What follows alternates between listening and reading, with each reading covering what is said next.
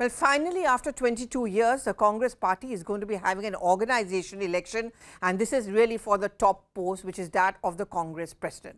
And what a journey it really has been. The last time around these elections were held was when Sonia Gandhi officially and actively decided to join the Congress party, and at that point of time, she was contesting opposite Jitin Prasad's father, Jitendra Prasad. Very naturally and very predictably, Sonia Gandhi won those elections with a huge majority, and since then she has been holding the reins of the Congress party over 20 years. For a brief period, Rahul Gandhi took charge as the Congress president, but he stepped down in 2014 on many grounds. But one of his biggest grudges against his party colleagues was that they never stood by me. And that's the reason why he decided to just be like a party karyakarta and not occupy any post. Now, despite the fact that there was pressure on him to become the Congress president, he continued to refuse to do so, and Sonia Gandhi had to take charge once again as an interim Congress president. But much has happened after that. There was a G23.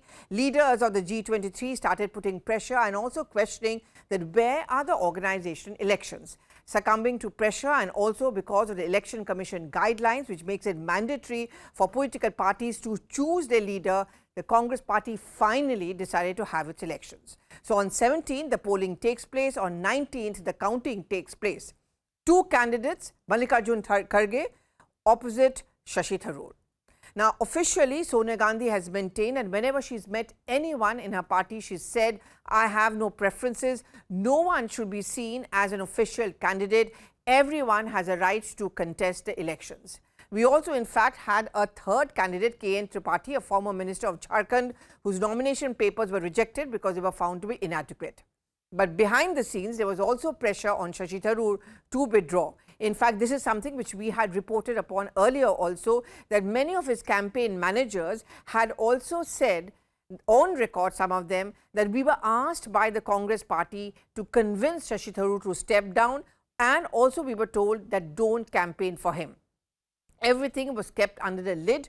The Congress continued to maintain the line that we have no preferences and no one is being stopped from campaigning, till Shashi Tharoor himself at a press conference drew the skeletons out of the cupboard when he said that I felt that very often that I was not being welcomed in the PCC offices. And if you go by the guidelines of the Congress party of the Election Commission about how the election should be conducted, it very specifically says that no PCC chief or delegate can openly campaign for a candidate over the other.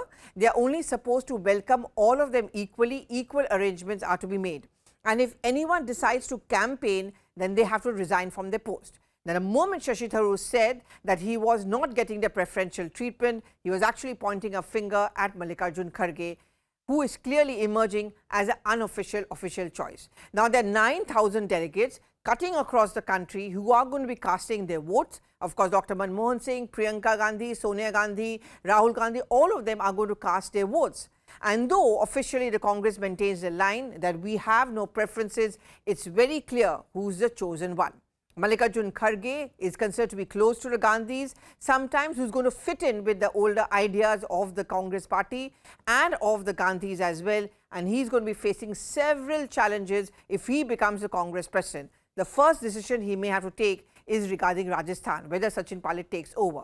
Shashi Tharoor very cleverly has pitched his campaign as Think Tharoor, Think Change. He claims he epitomizes that change yet the continuity. But clearly, as he himself has pointed out, he has few takers in the party. Will he throw up a surprise? Will there actually be a real contest, or will the safe choice of Mallikarjun Kharge be the one who's going to emerge as a winner and the next Congress president?